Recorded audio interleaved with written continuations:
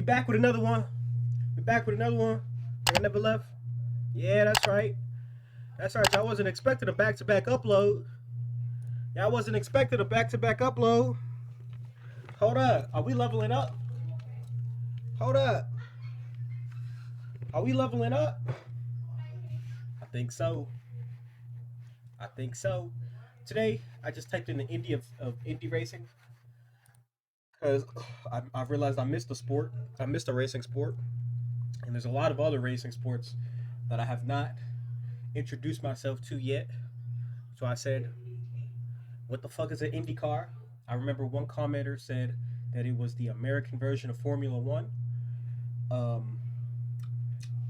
With that being said, does that make it ass? Does that make it ass? Because I know Formula One is worldwide, no pit bull.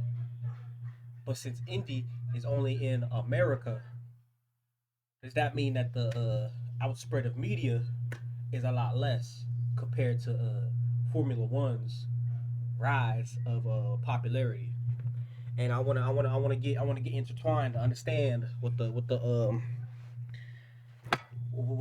happening. I know nothing about IndyCar. I swear, I know nothing. I have no clue.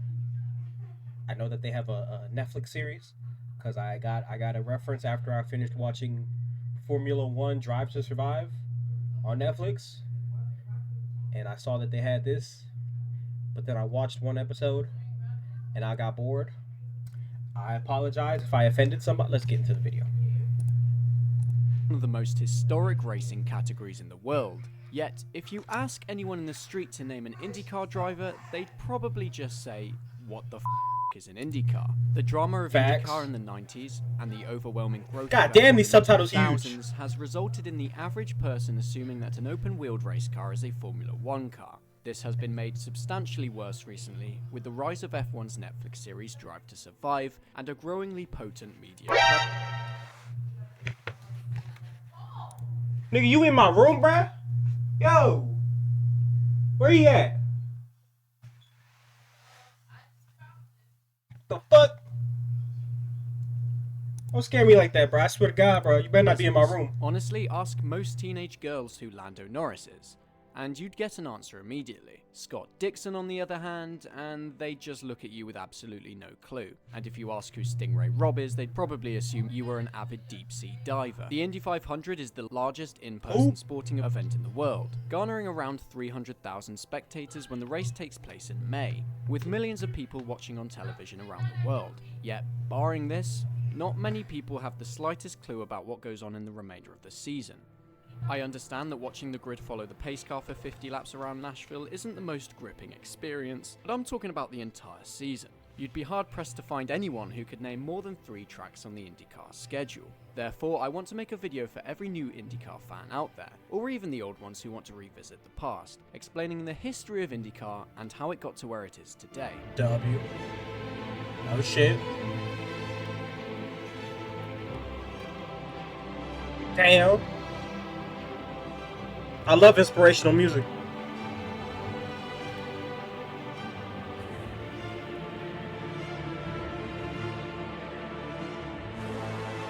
Oh my God! Hold on, bro. Don't get me started, bro.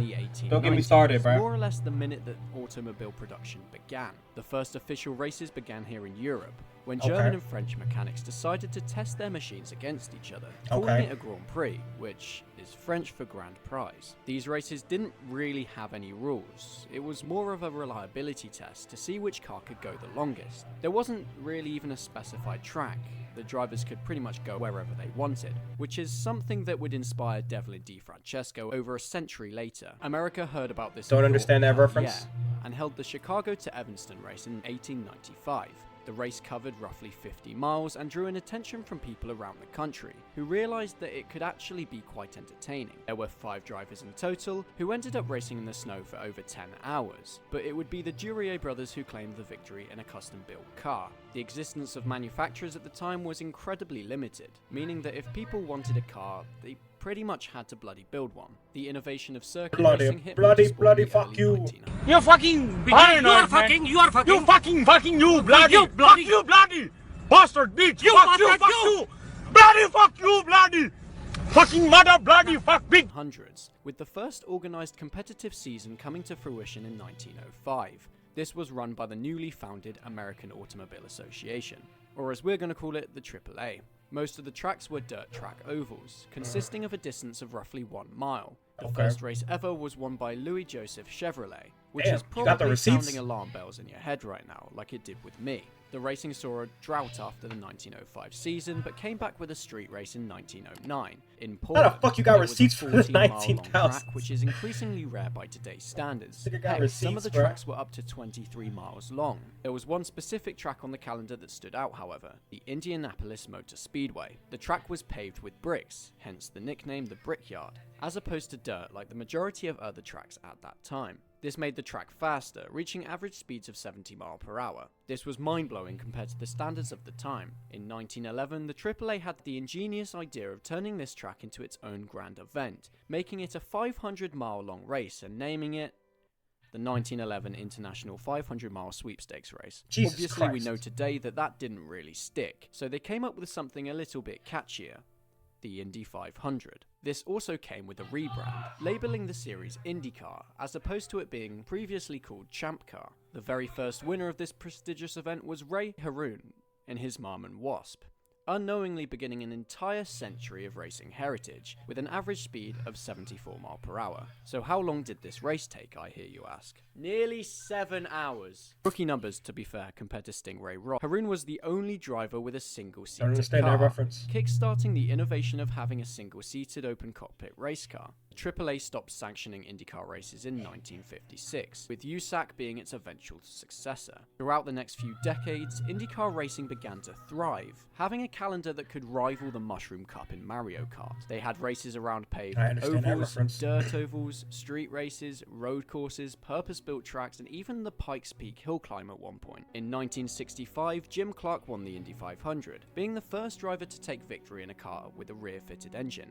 This was beneficial because it allowed the car to be closer to the ground, making it substantially faster around a paved oval. Dirt ovals, on the other hand, made rear-engine cars too unstable due to the uneven weight distribution. Therefore, USAC made the call to remove all dirt tracks off the calendar in 1970, in order to maintain a consistent car build over the course of a season. The interesting part of this story is the fact that the drivers who loved the dirt racing ended up forming their own championship, which would evolve into what we know today as Sprint Car. In 1979, more drama would occur when teams disagreed with the way that Sprint Car, I remember that. Concerning driver safety. Let me know if y'all want me to check that out. This prompted the concerned teams to go their own separate way and form CART, which went down as the second time that the grid had split. CART admittedly ended up being the objectively better ran series, with more consistent rules, better organisation, and a more efficient calendar. However, IndyCar still owned the Indy 500, meaning that there were two different series that were both in the eye of the public. This ended up causing issues where some kart cars didn't meet the specified rules for the Indy 500, sending the series into despair. This appeared to be an intentional middle finger from IndyCar to CART, since it's almost as if they did everything they could do to cause problems for the rival series. 1996 saw another split. Remember at the start when I mentioned that the popularity of IndyCar was ruined by drama in the 90s? Yeah. Tony George trademarked the term IndyCar and announced that in 1996 it would be rebranded as the Indy Racing League, or IRL. The IRL would end up succeeding USAC with the ownership of the Indy 500. This threw a spanner in the works since, despite being completely different championships, the CART and IRL grids were now pitched against each other at the Indy 500, with points counting towards both series. Tony George didn't want to make this too easy for CART, however, stating that there must be 25 IRL teams and 8 CART teams. This was preposterous to say the least, with CART outright refusing and making their own race. The US 500 in Michigan, which was held on the exact same date, at the exact same time. This is why America can't do nothing, bro. This didn't go so well. Can never come to an agreement, bro. The majority of the grid crashed before making it to the first corner. IRL wasn't having a great time of things either, struggling to sell tickets for the Indy 500 for the first time. Can't tell an American shit, bro, without them opposing, bro. The two categories slashed the viewership of IndyCar racing as a whole. A situation so bad that we're still facing the ramifications of it to this day. CART declared bankruptcy in the early 2000s and rebranded as Champ Car, which would as no surprise struggle to get the ball rolling. Therefore, in 2008, both series made the obvious decision to re-merge back into the IndyCar series. God, there was so much drama for nothing. In fact, the only thing that came out of it was losing a massive chunk of its popularity. Today, the series is still rebuilding and patching up the massive hole that the drama left on the series. However, not everything is a sight for sore eyes. IndyCar has evolved today into having some of the greatest wheel-to-wheel racing in the 21st century, and its viewership is constantly growing. I am so unbelievably proud to be a part of the IndyCar community and help to write its story, as we enter a new era of IndyCar, not tainted by decade-old drama. The series has such a rich history which has in some way influenced every single top flight motorsport category in the world. F1 uses single-seater open cockpit cars because it was discovered to be beneficial in Indy, sprint cars evolved from dirt track Indy cars, and NASCAR race on ovals because Indy cars did. It's historically a legendary racing category and you can all see why. So here's to the future of IndyCar. Subscribe to the channel in order to never miss. Okay, hold on now, bro. Hold on now, bro. We're not gonna act like IndyCar is the mother of all racing, bro.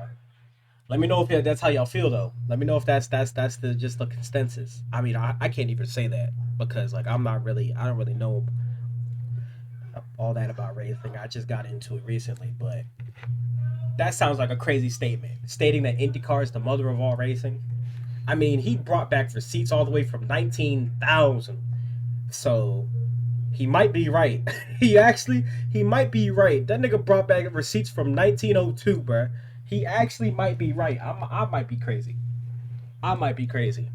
Content, and I will see you all in the next video. But until then, guys, have an awesome week. Y'all know how I feel, bro. Y'all gotta support the channels, bro. I gotta support the channels. Go ahead and give him a like.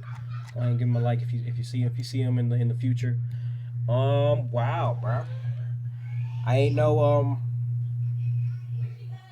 that's how they was rocking, bruh. I ain't know that's how they was rocking, bruh. Americans, bruh. Can't do nothing, bruh. Can't do nothing right.